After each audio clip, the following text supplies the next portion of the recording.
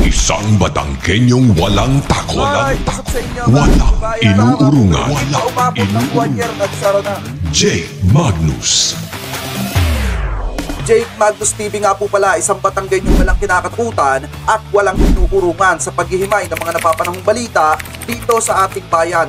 Basta nasa katotohanan at tama ka, handa kang ipaglaban at kakampi ng mamamayan. Jake Magnus.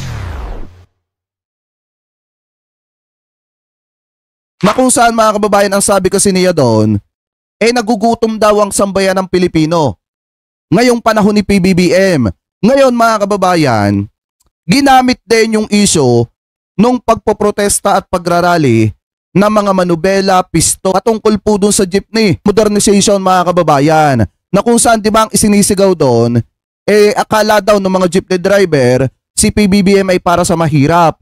Pero bakit daw sila ginigipit at tinatanggalan ng kabuhayan mga kababayan? Ngayon tingnan natin, sino ba ang nag-umpisa niyang jeepney modernization na yan at sino ba yung walang pakialam sa mga jeepney driver kahit magutom mga kababayan? Ngayon eto, panoorin po natin muna etong sinabi ni Duterte dun sa kanyang rally.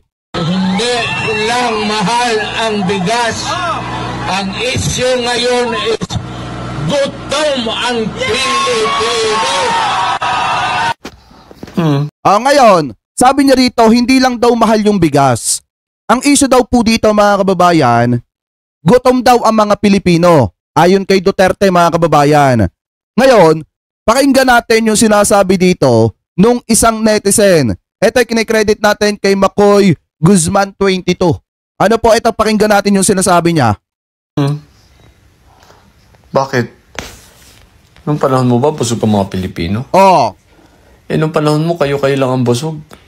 Parmali, Peter Lim, dagsaan droga. Kumamigay ng pera kay Pulong, ganun-ganun lang, 51 billion. Oo. Tama. Busog. Kayo lang. Ang laki ng kinikbak mo. Ang laki ng inutang mo, pero yung kinikbak mo, ginamit mo ang parmali. Sobra-sobra. Kayo lang nilaki buloy. Di ba mga kababayan, nagkaroon ng issue, kaya nga itong si Pacquiao at itong si Duterte, di umano mga kababayan ay nagkaroon ng hindi pagkakaunawaan. Dahil di ba nagkaroon si Pacquiao ng interview. Ano yung sabi ni Pacquiao mga kababayan? Sinasabi niya kay Duterte dati na wag pakialaman yung investigasyon ng Senado patungkol po doon sa Parmaline, mga kababayan. Kasi may mga lumabas kasing balita na yung mga pinapatawag ng Senado na mga resource person patungkol po doon sa issue ng Parmaline mga kababayan, hindi daw po pinapapunta ni Duterte or sinabihan ni Duterte na kahit ipatawag ng Senado ay wag pupunta mga kababayan. So ngayon, ang sinasabi naman dito, parang nakapangikbak etong si Duterte gamit po yung Parmaline. Ano po ngayon, ipagpatuloy pa natin. Mga Pilipino, mga magsasaka, busog ng panahon mo? Oo. Kawawa nga mga magsasaka sa inyo. Ang rice tariffication law, mininipolya nyo para, di ba? Ang mga traders, nagsilabasan ng mga traders nag-aaman, nabuhay ang kartel, na-establish ang kartel dahil sa inyo. At ang organized crime ng drugs na parang Colombia style kayo. Yung kasi mga kababayang rice tariffication law, pakitama na lamang po ko kung ako po ay mali. Ang pagkakaalam ko kasi dyan mga kababayan, nung naipasa po nila yan, naglabasan yung mga traders na kung saan nagpapataasan sila mga kababayan ng pagbili ng bigas sa ating mga magsasaka. Tapos mga kababayan, pakitama na lamang po ko ngayon, nung naglabasan yung mga traders, nawalan ng kontrol ang ating gobyerno. Kaya nga kung mapapansin ninyo, nung naipasa yung rice tariffication law, biglaan na nagtaasan yung presyo ng bigas. Kasi nga, unang-una wala ng kontrol ang gobyerno. Tantangin may kontrol na lamang po mga kababayan, yung mga traders. Ano po ngayon, ipagpatuloy pa natin. Establish, ang papatayin lang yung mga maliliit, pero walang nahuhuli. Katunayan, yung pinakamalaki na si Peter Lim, nasan? Andun, kasama mo sa Malacanang. Tama. Meeting mo pa, kasama mo sa mga birthday yan. Mukhang kamag-anak pa ni Bongo. So, sino ngayon ang busog? Busog ba ang mga Pilipino? Ngayon, nabuhayan ng mga Pilipino. nabuhay ng pag-asa. Kaya huwag kang magaganyan, Digong. Tingnan mo na, isang mata mo, kirat na, pikit na, malapit na. Mag-relax ka na lang. Digong. Tsaka, para, konti na lang ang buhay mo eh. Konti na lang eh. Baka sakali pang makapag-asa kang makapasok sa langit, pero mahihirapan yun. Anyway, ngayon lang ako nakakita ng dating presidente na katulad mo. Na ang sabi-sabi noon hindi mo pinangarap na maging presidente bakit naman ngayon gustong-gusto mong bumalik dahil nagkabistuhan na. Tingnan nga natin, mahipit lang yung mga kayamanan. Ay nako, Digong, wala na talaga itong magawa. Anyway, pagising nyo sa umaga, ang presidente pa rin ay ang ating Panginoon si BBM. So mamatay kayo sa inis, ang mga alipores mo, mga didilis. Mamatay kayo sa inis at mamatay kayo sa inggit. Napakinggan nyo yung sinabi nitong si Kuya Makoy Guzman 22, mga kababayan.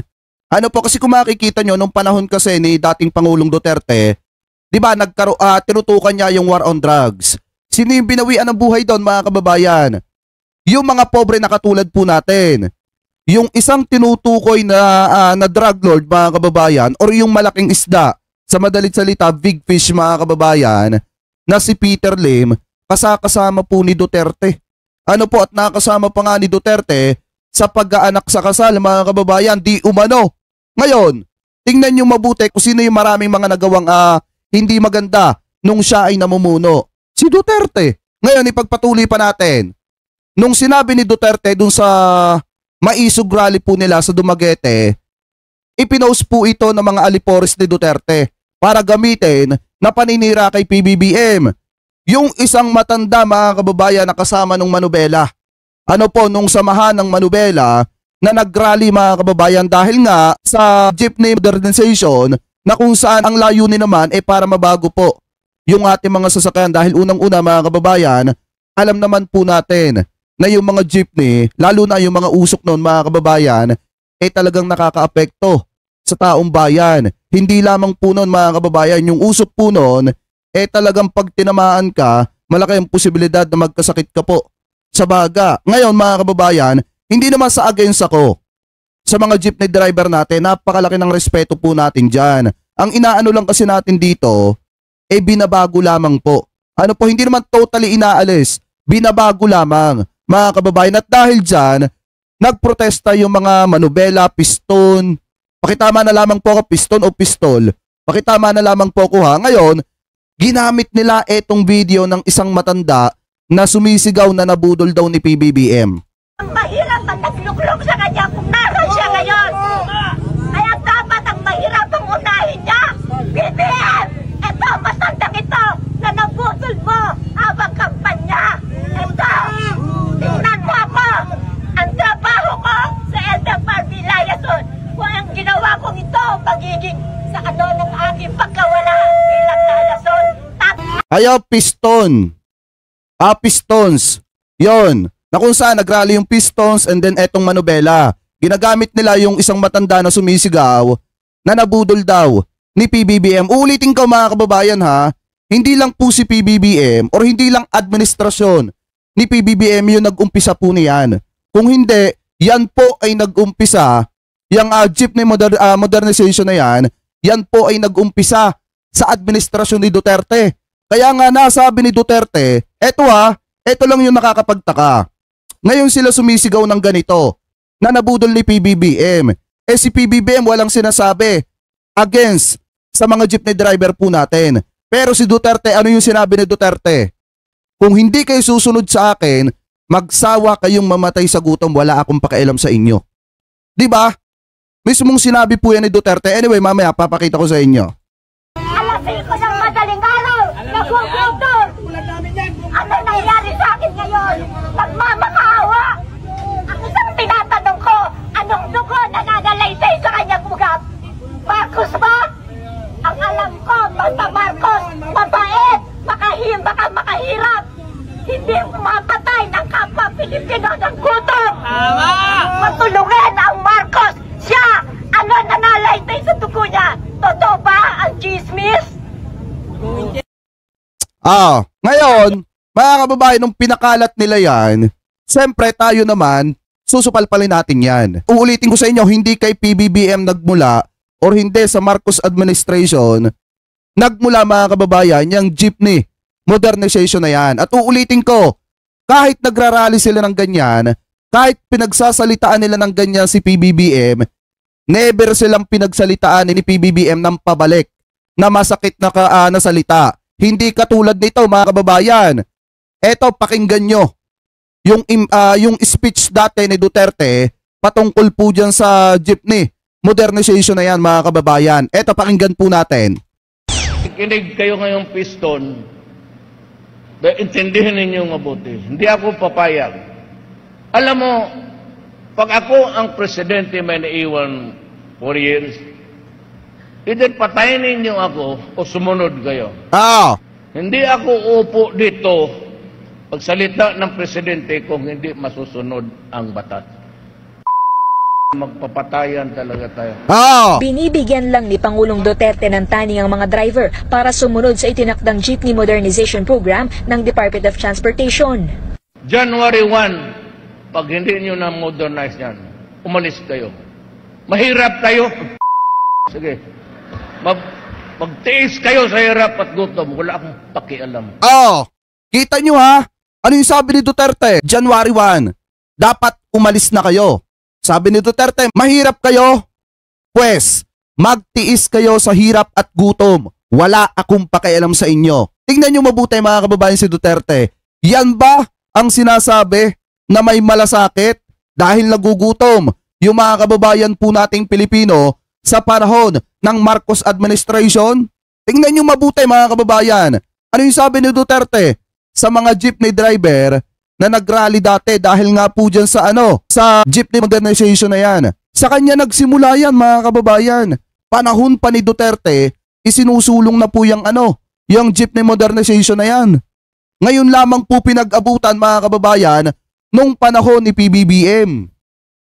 Kaya wag ninyong isisiyan kay PBBM kung bakit yung mga jeepney mga kababayan ay napipace out. Kasi nga kung titingnan po natin yung iba, hindi ko naman ilalahat, yung iba mga jeepney mga kababayan, talagang kung tutusin, hindi na talaga pwedeng ibiyahe, ipinipilit pa. Kaya nga minsan may mga nababalita na mga jeepney na nagkukos ng aksidente, mga kababayan, kasi nga hindi na pwede ipinipilit pang ibiyahe.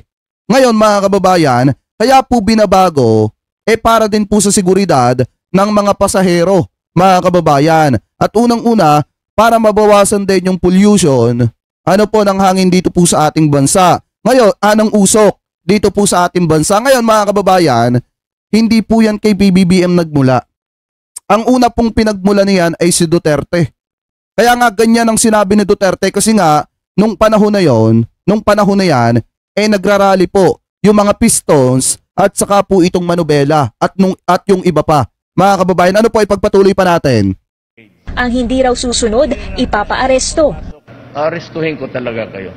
Dagdag pa niya, may iba pa kasing agenda ang ilang grupo, maging mga ilang makakaliwa. Itong Karapatan, KMU, Piston, they are just the legal fronts of the Communist Party of the Philippines.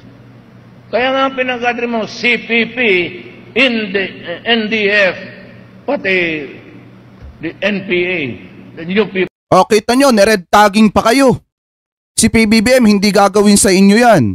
Sinasabi ni dating Pangulong Duterte na baka di umano na yung iba dyan mga kababayan, yung mga nagrally dati laban sa kanya, katulad ng mga Pistons, Manubela mga kababayan at yung iba pa, baka nga yung iba pa ay nahaluan ng mga CPP, NPA, NDF mga kababayan.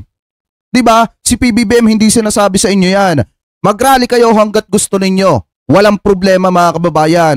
At wala kayong maririnig na masakit na salita galing po kay PBBM sa panahong ito ngayon. Kaya nga yung iba mga kababayan, masyadong umaabuso. Katulad dito mga didishit na ito na kung saan nakahanap sila ng butas sa mga kababayan kasi nga hindi sumasagot si PBBM para pagsalitaan ng hindi maganda itong si PBBM. Anyway, ipagpatuloy pa natin. People's Army. It's a one big conspiracy. But they are at the same time, all of them are committing right now, rebellion. Dismayado naman ang grupong Piston sa naging pahayag ng Pangulo. Nang makaharap daw nila noon si Duterte, ang Pangulo pa ang naghikayat sa kanilang mag-strike sila bilang bahagi ng kanilang karapatan. Bakit magagalit ang Pangulo? I-remind ko siya, nagsabi niya sa amin noong July 18. Ang sagot ng Presidente ay saka na yan, mag-strike muna kayo. Kahit hanggang 2 buwan pa, bibigyan ko kayo ng permit. Hindi kasi natin masisisi talaga mga kababayan yung mga jeepney driver Yung mga samahan na mga jeepney driver kung bakit sila nagrally nung panahon ni Duterte. Kasi nga, sinabi ni Duterte mga kababayan na magrally lang sila na magrally. Ano po at bibigyan pa sila ni Duterte ng paulit-ulit ng permit. Pero mga kababayan, yung sinabi ni Duterte ay biglang nag-iba. At ganito na yung naging resulta. Na kung saan yung mga nagrarally against kay Duterte mga kababayan, dahil nga dito sa jeepney modernization na ito, tinitira na po ni Duterte at pinagbantaan niya pa mga kababayan na kahit magpatay na lamang daw po. Ayon kay Duterte. At sinabihan niya pa mga kababayan na mahihirap. At wala siyang pakialam kung magutom yung mga kababayan nating mahihirap. Kita nyo ha? Eto kaya umaasa yung mga jeepney driver nung panahon ni Duterte. Kasi nga, pinangakuan ni Duterte mga kababayan tapos biglang nag-iba yung pangako ni Duterte. Ano po ipagpatuloy pa natin? Labas lang daw na kontra mahihirap ang Pangulo at pinapabura ng ilang negosyanteng kaibigan. Mabuti na rin sa kanya nang galing at narinig ng mga driver. Una, arrogante ang Pangulo. Pangalawa, matapobre ang Pangulo. Ano? Pangyarihan ng Pangulo. Yung sinabi. Hindi sa akin ang galing yan mga kababayan. Ano yung sinabi nung naandi dito sa video? Unang-una, arrogante ang Pangulo. Pangalawa mga kababayan, matapobre ang Pangulo nung panahon ni Duterte. Ano yung sabi dito? Ulitin natin. Arrogante, matapobre at ano pa? Pangalawa, matapobre ang Pangulo. Lasing sa kapangyarihan ng Pangulo. Lasing sa kapangyarihan si Duterte. Yan Diyan na nanggaling mga kababayan. Ngayon Duterte, ngayon mo sabihin na nagugutom sa panahong ito yung mga kababayan nating Pilipino. Uulitin ko mga kababayan, walang magugutom na kababayan nating Pilipino kung masipag po kayo. At uulitin ko, hindi porket mga kababayan na nagbago or binago yung mga sasakyan sa lansangan, ikagugutom nyo na po yan. Uulitin ko po, kung masipag po kayo at may iba po kayong diskarte, hindi po kayo magugutom. At eto po mga kababayan, etong jeepney modernization na ito, hindi po kay PBBM yan nagsimula. Kay Duterte po yan nagsimula. Kaya wala kayong ibang dapat sisihin kung hindi si Duterte. Kasi nung panahon pala ni Duterte, kung hindi dahil kay Duterte, mga kababayan, wala sanang magugutom ngayon na mga kababayan natin Pilipino. Sinasabi niya, nagugutom ngayon yung mga kababayan natin Pilipino. Paano mga kababayan kagagawan niya? Pinangakuan niya yung mga jeepney driver natin na kahit mag-strike na mag-strike, patuloy at patuloy niyang bibigyan ng permit. Pero ano nangyari mga kababayan? Sinasabi na ng mga kababayan natin nung panahon na presidente pa itong si Duterte, arrogante, matapobre at lasing sa kapangyarihan. Totoo naman, kasi kahit tapos na yung termino, hinahabol pa yung termino ni PBBM. Mga kababayan, di ba lasing sa kapangyarihan? Anyway, ipagpatuloy pa natin. Sabi niya, ako ang presidente, ako masusunod dito. Ngayon namin na-realize na siya talaga ang nasa likod ng negosyong modernization. Ayan maliwanag Hindi si PBBM ang nasa likod niyan. Si Duterte ang nasa likod niyan. Napag-abutan lang yung administrasyon ni PBBM.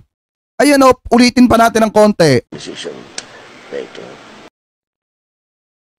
Na siya talaga ang nasa likod ng negosyong modernization na ito. Diba? Si Presidente rin mismo. Si Presidente at ang kanyang mga kroni na negosyante ang pangunahing makikinabang dito sa negosyong modernization. Imposible raw na makapagpasok ng mga bagong sasakyan ng gobyerno sa loob lang ng 2 buwan. Siguradong marami ang mawawala ng hanap buhay at mapipilitan daw silang lumaban. Para sa kilusang Mayo 1, imbes na ilihis ng Pangulo ang issue, ay dapat pakinggan na lang ang hinaing ng mga tsuper. Tama! Dito, yung kahilingan ng mga driver at operator at ng mamamayang Pilipino ay lihitimo. Huwag niyang ililihis yung mga issue. Yan ay paglihis sa issue, malinaw dito, kitang-kita ng taong bayan na siya mismo yung porsigido na nagtutulak ng modernization na pakikinabangan ng kroni at ng mga dayuhan. At mahihirapan talaga dito yung pinakamalawak na ordinaryong mananakay at mamamayan. Ang pagkakaalam ko pa nga ata dyan mga kababayan, parang yung mga kinuha atang sasakyan na bago ngayon, para atang galing sa bansang China. Yun yung pagkakaalam ko ha. Pakitama na lamang po ko kung ako po ay mali. Yun yung pagkakaalam ko. Parang iilan lang ata mga kababayan, yung mga jeepney malalaki na gawa po dito sa May Laurel, Batangas, yung pumapasada. Pero ang pagkakaalam ko po, yung parang mga minibus, parang galing po ata sa China. Di umano mga kababayan ha. Yun lang po yung pagkakaalam ko. Pakitama na lamang po ko kung ako po ay mali. Ngayon, ang sinasabi dito, si Duterte daw, yung nasa sa likod mga kababayan, di umano, nung modernization ng mga jeepney. Yung pag-phase out mga kababayan, dun sa mga jeepney dahil nga, di umano dun sa mga kaibigan ni Duterte na mga negosyante. Ayan maliwanag po dyan. Arugante, mata pobre at lasing sa kapangyarihan si Duterte.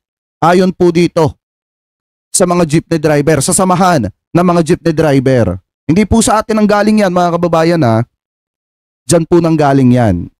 Baka sabihin ng iba, paninira na naman kay Duterte. Anyway, kayo po, ano po ang komento ninyo hingil po dyan? Comment below na lamang po kung ano po masasabi ninyo. At pupunta na po tayo sa mismong topic natin. Patikim pa lang yan. Mga kababayan, dito na po tayo sa panibago na pinapakalat ng bansang China. Kasi unang-una mga kababayan, di ba natalakay natin nung nakaraan yung sinasabi na new models, agreement mga kababayan o arrangement sa pagitan ng Pilipinas at saka po ng bansang China. Ngayon, binago na naman nila. Ito daw pong new model na ito mga kababayan, itong kasunduang ito, naka-record daw po. Naka-voice record mga kababayan sa madalit salita. Yun po yung ipinapakalat ngayon ng bansang China. Siguro mga kababayan, naumay na sila dun sa new model na kasunduan kaya in-upgrade nila yung kanilang paninira. Ano po na kung saan ang pinapalabas po nila, meron daw pong audio recording na kung saan nakipagkasundo ang Pilipinas dito daw po sa bansang China kaugnay daw po dyan sa aktibidades sa may Ayungin Shoal. Ngayon, eto panoorin po natin itong balita na nakita po natin galing po sa News 5 Everywhere. I-play na po natin mga kababayan. Pinipilit ng China na meron daw talagang bagong kasunduan sila sa gobyerno ng Pilipinas para sa resupply mission sa BRP Sierra Madre. At bilang patunay, sinabi ng Chinese official sa Bloomberg News Service na meron pa silang audio recording nito. Ang laman daw ng audio recording. Sabi dito, China threatens to release audio of secret deal with Philippines. Kita nyo kung gaano kagaling etong China. Unang-una na isalba nila si Duterte or pinipilit nilang isalba si Duterte. Mga kababayan, at ang ipinapalabas po ngayon ng bansang China, ang nakipag-agreement naman sa kanila etong Marcos administration. Mga kababayan, yung mga cabinet member ni PBBM, katulad ng DFA, katulad nitong Armed Forces of the Philippines mga kababayan. Yun po yung tinutukoy nila na nakipag-agreement daw at nakipagkasundo dito sa bansang China. At ang tinatawag po nila na yon mga kababayan, yung pakikipagkasundong yon ay yung new model. Ngayon, in-upgrade nila kasi nga, nananakot na sila ngayon na ilalabas po nila yung audio nung sinasabi na secret deal ng Pilipinas dito daw po sa bansang China sa panahon ni PBBM. Ano po ngayon, ipagpatuloy pa natin. According, isang tawag ni AFP Western Command Chief Vice Admiral Alberto Carlos sa mga opisyal ng China noong January 3, 2024. Ayon daw sa transcript na binigay ng China sa Bloomberg News, ito raw ang napagkasunduan. Magbibigay daw ng 2 days notice sa China ang Pilipinas bagong anumang resupply mission sa BRP Sierra Madre. Food, water, and humanitarian supplies lamang daw ang laman ng mga resupply missions. At higit sa lahat, ayon sa China, meron daw approval ito ni National Security Advisor Eduardo Año, Defense Secretary Gilbert Chodoro at AFP Chief of Staff Romeo Bronner. Nakakagulat nga kung meron ngang gantong. Ang galing ng bansang China, no? Tsaka ni Duterte mga kababayan. Kasi kung iisipin nyo, ang pinag-iinitan dyan sa gentleman's agreement na yan, si Duterte. Bakit si Duterte? Kasi pinatutuhanan po yan ni Roque. Ngayon mga kababayan, biglang itinwist nila dun sa sinasabing new model or yung bagong kasunduan. Tapos hanggang sa lumala na ng lumala at meron na palang audio recording daw ng kasunduan. Alam nyo mga kababayan, eto dito sa pinagsasasabi ng China ito, buhat nung tinalakay natin yung sinasabing new model na nakita natin kay Banat Bay mga kababayan, talagang hindi na po ito kapanipaniwala. Bakit? Kasi hanggang ngayon mga kababayan, kada may ibabatong China na paninira laban po dito sa mga cabinet member ni PBBM, kaagad pong nasusopla ng cabinet member ni PBBM at sinasabi na wala pong katotohanan yang black propaganda at ipinapakalat na yan ng bansang China. Kasi kung titingnan po natin, ang may kakayahang makipagkasundo sa bansang China ay walang iba kung hindi ang presidente ng Pilipinas at dapat alam po yan ng presidente ng Pilipinas. Kaya nga kung makikita ninyo, di ba nung lumabas yung secret deal ni Duterte, mismong sinabi ni Roque na nakipagkasundo si Duterte, tinatawag yon na gentleman's agreement na kung saan inilathala ni Roque kung ano yung mga napagkasunduan. Kaya nga naging maingay yung usaping yan. Mga kababayan, tapos ngayon mababalitaan na lang natin, tinitwist na nila. Kaso nga lang may mga bagong dagdag na kasi nga may mga audio recording na mga kababayan. Anyway, ipagpatuloy pa natin. Baka sa susunod, video na yung kanilang sasabihin. Napag-usapan sa telepono pero may sabit din ang ginigiit ng China. Unang-una, maaring nilabag nito ang anti-wiretapping law ng Pilipinas. Ang anti-wiretapping law o RA 4200 pinasap noon pa pong June 1965. Ang akala po ng karamihan, ang pinagbabawal lamang nito ay ang pakikinig sa mga usapan ng ibang tao. Hindi po. Ito ang totoong definisyon ng wiretapping ayon sa batas. Ang pag-intercept o pag-record ng anumang usapan na walang malinaw na pahintulot ng lahat ng kasama sa usapan. Sa madaling salita, kung i-record mo ang usapan nating dalawa nang walang pahintulot mula sa akin, yan po ay wiretapping na. Ito pa, pinaparusahan din ng batas ang possession o paghawak ng anumang wiretap recordings at pati na rin ang distribution nito. Ito po ang tatlong elemento ng wiretapping: intent o pagsasadya, consent o pahintulot, at ang mismong pag-record. Ang paglabag ng batas, pinaparusahan po ng 6 months to 6 years imprisonment. Yun lang, kung may wiretapping nga na nangyari, malamang may diplomatic immunity ang gumawa nito kaya't hindi rin mapaparusahan sa ating mga batas. Ang pinakaparusa lamang sa mga may immunity ay expulsion ng host country o pagpapatalsik.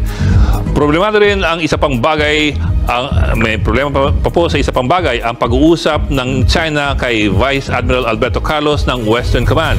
Sa sistema po kasi natin, ang mga sundalo, kahit pa sila'y general or admiral, ay hindi po pinapayagang makipag-negotiate, lalong-lalo na sa ibang bansa.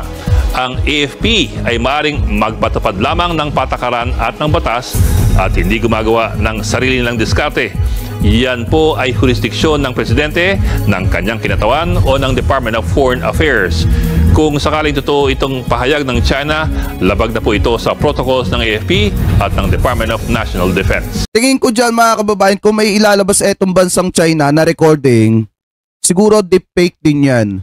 Or gawang artificial intelligence. Kasi kung makikita po ninyo, di ba nag-viral na dati yung boses na katulad nung kay PBBM. Kaso nga lang ang pinagkaiba, mabilis yung nagsasalita. Pero yung kay PBBM, malumanay. Mga kababayan, kaya nga napatunayan natin na fake news. At napatunayan din naman sa mga media na fake news talaga mga kababayan, yung boses na kumakalat na kung saan nag-uutos po etong si PBBM na makipaggera dito sa bansang China or gumante dito sa pangharas ng China mga kababayan. Ito yung ano kasi kung pagbabasihan po natin kung nagawa nila na magpakalat ng ganon, kaya din nilang gumawa ng recording at magpakalat din ng ganon para masira yung mga cabinet member ni PBBM at para mapalabas na meron talagang kasunduan. Kaya nga uulitin ko sa publiko mga kababayan na maging maingat po tayo sa mga naririnig po natin at mga napapanood po natin kasi baka mamaya gawang deepfake yan or fake voice mga kababayan. Ano po? Anyway, or artificial intelligence. Anyway, ipagpatuloy pa natin. Dito pa sa isang balita na nakita natin, sabi dito, record ng umano'y phone call, hindi magpapatunay sa new model claim ng China. Ayon daw po dito kay General Browner Ano po, ito ay play na po natin. The Philippines o AAP Chief of Staff General Romeo Browner Jr. na hindi magpapatunay sa New Model Agreement claim ng China ang audio recording ng umano'y nangyaring phone call sa pagitan ng mga opisyal ng dalawang bansa. Sa isang pahayag, sinabi ni General Browner na madaling mapeke ang mga transcript o audio recording dahil pwede itong gamitan ng mga deepfakes. Inimok ni AAP Chief of Staff ang publiko na iwasan ang pagpapakalat ng mga hindi na-verify na impormasyon na maaaring makapagpalala ng tensyon sa West Philippine Sea o makapagdulot ng maling public opinion. Kasi kung titingnan natin mga kababayan, eto nga kaya nga ako nagtataka ko bakit nag-aalala po dito ang ating gobyerno. Pero kung tutusin mga kababayan, para sa akin lang naman yung ginagawa kasi ng China, nangaasar na lang sila. Ano po yung sinasabi nila na paulit-ulit na lang na kung saan inile-level up lamang po nila yung kanilang paninira. Kaya nga ako expected ko na mga kababayan na baka sa mga susunod na araw hindi na voice yung kanilang sasabihin.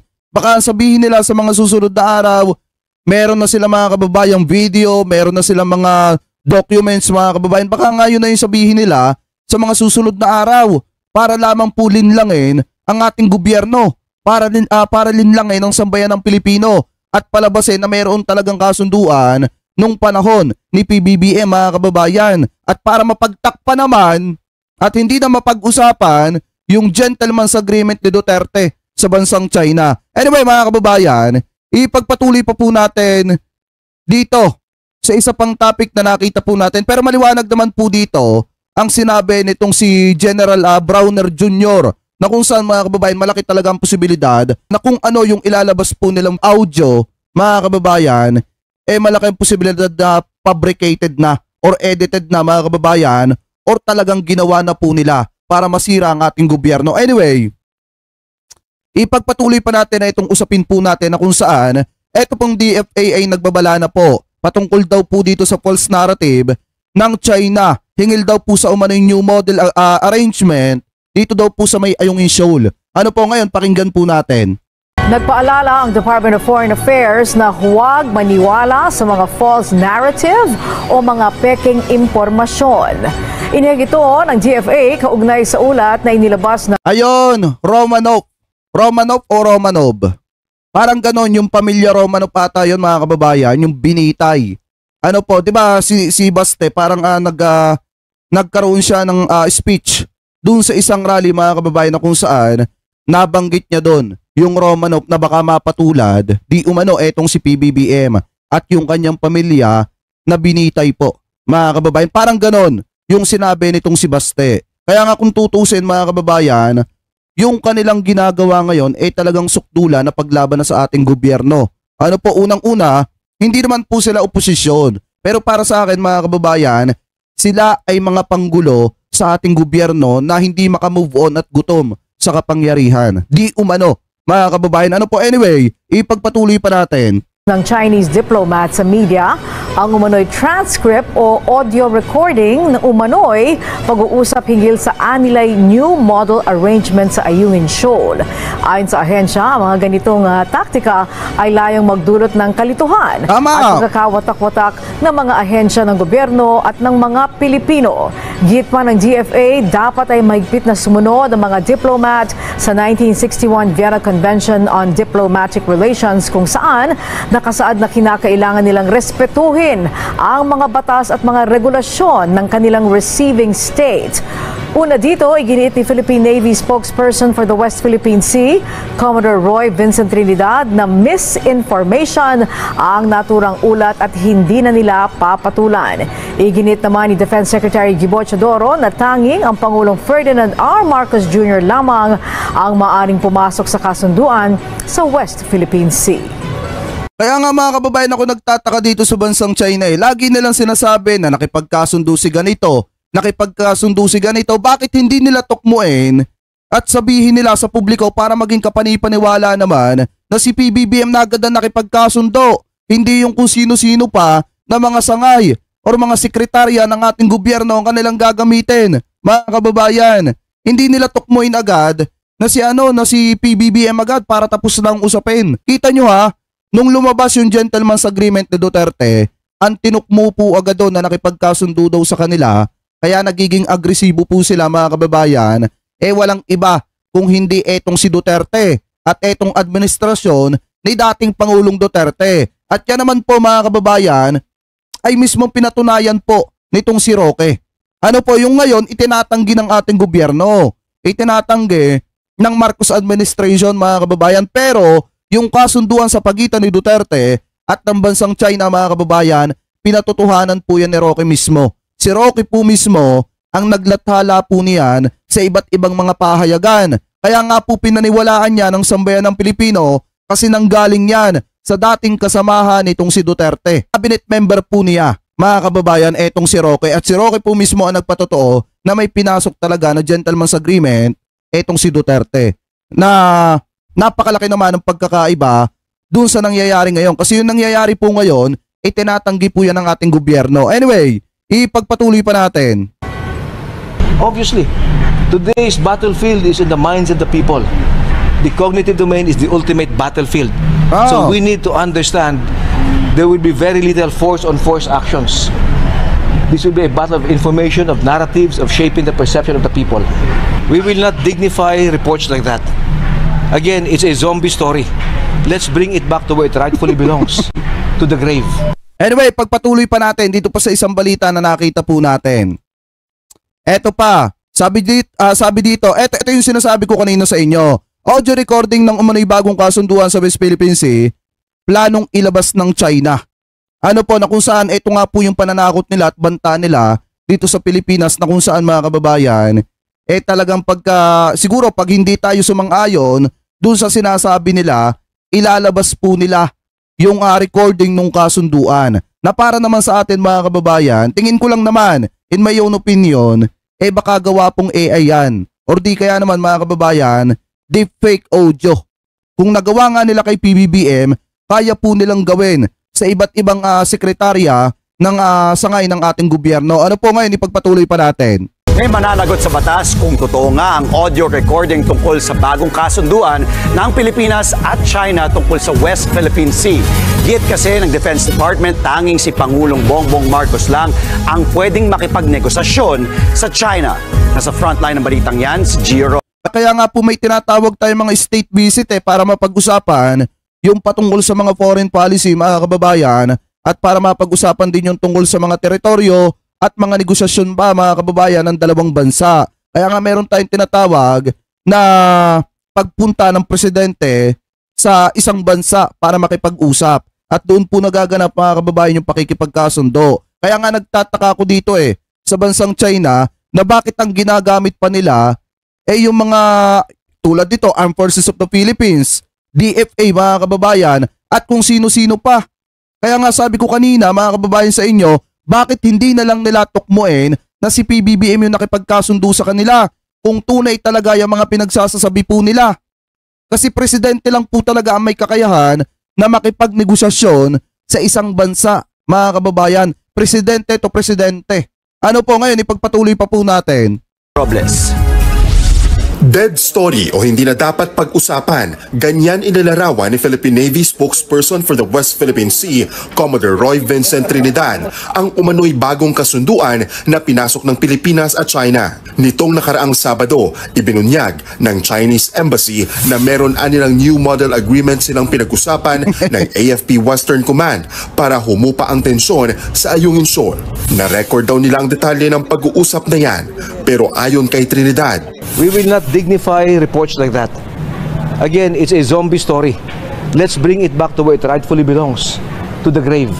Pero sa inilabas na artikulo ng Bloomberg, kinumpirma ng ilang Chinese officials ang plano ng China na ilabas ang hawak umano nilang ebidensya na meron talagang agreement. Audio recording. Ilabas na nila kung gusto nilang ilabas. Bakit kailangan pa manakot? Ano to, galawang maharlika lang?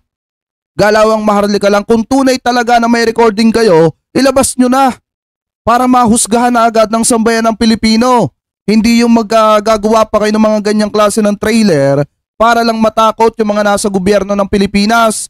Uulitin ko mga kababayan kung talagang meron sila, ilabas na nila. Wag nilang tularan etong si Maharlika na patagal ng patagal. ilabas nyo na agad kung talagang meron. Daw yan habang kausap nila sa telepono ang isang opisyal ng ating militar. Una na itong pinabulaanan ng Department of National Defense at Department of Foreign Affairs. Paninira lang daw ito ng China.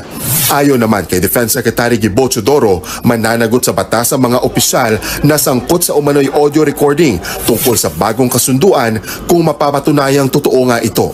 Labag daw ito sa international relations at anti-wiretapping law ng Pilipinas. Sila'y umoperate na pailalim kung totoo ito. Kung ito talaga ay nangyari, dapat alamin kung sino ang responsable dito at alisin sa Republika. Sabi nga ni Inay Lizagon, TVJ Forever, ang news ng Bloomberg dito sa US karamihan fake. Kaya nga po sabi ko na, kung gusto nilang ilabas na nila, wag na nilang patagalin para mahusgahan agad yan ng sambayan ng Pilipino at mapapanagot kung sino man yung nakipagkasundo na yon sa bansang China kung talagang meron. Pero kung fake yan mga kababayan, talagang dapat na silang tumigil. Tigilan na po nila yan kasi masyadong obvious na. Anyway, ipagpatuloy pa natin. Republika ng Pilipinas. Sabi pa ni Teodoro, tanging si Pangulong Bongbong Marcos lang ang pwedeng pumasok sa ganitong uri ng kasunduan. Walang binigay na pahintulot ang presidente o sino mang opisyal ng kabinete hinggil dito. Kaya mali ang pagtatahol ng mga opisyal di umano ng Chinese Embassy dito. Sana maliwanagan ang ating mga tao. Sa ilalim ng Vienna Convention on Public Relations, may immunity ang mga diplomat o opisyal ng mga foreign embassy laban sa anumang kasong sibil at kriminal. Pero ayon kay retired Associate Justice Antonio Carpio, pwede silang ideklarang persona non grata at palayasin sa bansa kung may ginawang krimen. If they release that audio, that's a violation of our criminal law. Unless the other party agreed to be taped, we can expel him for violating our laws. Para naman kay Senator Risa Ontiveros, mabigat ang panibagong akusasyon na ito ng China. Kung totoo ito, dapat daw ilabas ng China ang nasabing audio recording. Kung siniklaim silang ganoon, patunayan nila, and then of course that would become material sa inaabangan ko pang investigasyon ng resolution ko on the gentleman's agreement or agreements kung mas marami man yun na kiniklaim ng China. Nagbabalita mula sa Frontline, Gio Robles, News 5. Maliwanag naman dyan kung talagang may recording sila mga kababayan, ilabas na po nila. Baka mamaya mga kababayan, malaki talaga ang posibilidad na ito pong recording po nila baka nga deepfake talaga or gawa-gawa lang para masira yung mga sangay ng ating gobyerno. Para hindi pagkatiwalaan ng sambayan ng Pilipino at para maging sanhi ng pagkakawatak-watak. Mga kababayan, ngayon panoorin pa po natin, ito pang isa pang balita kaugnay po dito sa sinasabi na audio recording ng bansang China na kung saan mga kababayan, posible daw pong deepfake talaga or gawa-gawa lang mga kababayan. Anyway, i-play na po natin. Hindi raw kikilalanin ng AFP ang pinangahawakan daw na audio recording ng China tungkol sa sinasabing bagong kasunduan nito sa Pilipinas kaugnay ng issue sa Ayungin Shoal. Sa panahon daw ngayon, napakadali na mameke ng boses. Nagbabalik si Camille Samonte. Purong paninira at pwedeng pineke, ganyan ilarawan ng Armed Forces of the Philippines ang sinasabing audio recording na hawak daw ng China na magpapatunay sa sinasabi nilang New Model Agreement na pinasok di umano ng Pilipinas para pahupain ang tensyon sa Ayungin Shoal. Una nang lumabas sa report ng Bloomberg noong Martes ang umano'y plano ng China na ilabas ang audio recording. Laman daw nito ang usapan nila ng isang opisyal ng AFP. Sa ngayon ay wala pang hawak na kopya ng mismong transcript at audio recording ang News 5. Pero sa isang pahayag, sinabi ng AFP na paninira lang ng Communist Party ng China ang pagdawit kay Western Command Chief Vice Admiral Alberto Carlos sa sinasabing audio recording. Madali lang daw kasing pekein ang anumang transcript at audio recording lalo't madali na lang manggaya ng boses ngayon gamit ang deepfake. Tama! Tingin ng AFP, distraction lang ito ng China para alisin ang atensyon ng publiko sa iligal na mga aktibidad ng China Coast Guard sa West Philippine Sea. Sa ngayon, naka-personal leave pa sa trabaho si Carlos pero nilinaw na kahapon ng AFP na hindi ito konektado sa issue ng New Model Agreement. Ang China naman, hindi natitinag sa posisyon nito. Matibay raw ang hawak nilang ebidensya at hindi ito pwedeng itanggi ng Pilipinas. Lalo lang daw natin sinisira ang sarili nating kredibilidad at nalalagay pa sa alanganin ang sitwasyon sa South China Sea. Kaya nga kung may record sila, may video sila, ilabas na po nila. Ano po, kung may mga nanonood sa atin ng mga pro-China, mga kababayan, at yung iba mga vlogger dyan na pro-China, sabihin nyo doon sa amo ninyo, ilabas na. Ilabas na talaga yung recording kung talagang meron. Pero kung wala mga kababayan, magsitigil na po sila. Kasi mismong nanggaling po, dito po sa sinasabi ni Antonio Carpio mga kababayan, na malaki ang posibilidad na mapalayas po yung mga opisyalis ng China dito sa ating bansa mga kababayan at hindi na sila hayaan na makabalik po dito kung sakali na gumawa po sila ng ganyan. Ano po, na kung saan maglalabas po sila ng isang audio recording para masira yung mga opisyalis ng ating bansa. Ano po, ipagpatuloy pa natin. Paalala naman ng Department of Foreign Affairs, huwag basta-basta maniwala sa baluktot na naratibo ng China. Taktika lang daw ang sinasabing audio recording para pag-awayin at lituhin ang publiko, pati ang mga ahensya ng gobyerno. Binalaan din ng DFA ang mga diplomat o kinatawan ng mga embahada sa bansa na sumunod sa Vienna Convention at irespeto ang umiiral na batas sa Pilipinas. Nagbabalita mula sa Frontline, Camille Samonte, News 5. So ngayon mga kababayan, kung eto po ay sa tingin natin fake news at talagang walang katotohanan, kayo po, ano po ang komento ninyo hingil po dito sa balitang ito mga kababayan? Pero para sa akin, kung ako tatanungin nyo, sa panahon kasi ngayon napakadali ng gayahin ng boses mga kababayan. Kaya nga kung mapapansin ninyo, lalo na sa TikTok mga kababayan ha, yung boses ni Willie Revillame, boses ni Jessica Soho, nagagaya na ng madali. At yung boses ni PBBM, kaya nga kung makikita ninyo, yung kumakalat sa TikTok na nag-viral na kung saan tinawag pa ng deepfake mga kababayan, kasi nga hindi naman talaga kay PBBM, napakadali pong naipakalat nila at naipalabas po nila na gayang-gaya yung boses ni PBBM. Ngayon mga kababayan, yan ba ay paniniwalaan pa ng sambayan ng Pilipino ngayon? Hindi na. Kasi sa panahon pong ito ngayon, lalo na at high-tech na ang teknolohiya, napakadali na po talagang gayahin ng boses mga kababayan. Yung mukha nga, madali na din pong gayahin. Yung video nga, madali nang i-edit at palitan ng ibang mukha para lang mapalabas mga kababayan na yung inaakusa sa isang tao talagang tunay po talaga. Kaya nga po kung titingnan po natin sa panahong ito, napakadali ng gayahin ng lahat ng bagay. Anyway mga kababayan, kayo po, ano po ang komento ninyo hingil po dyan sa topic po na yan na tinalakay po natin?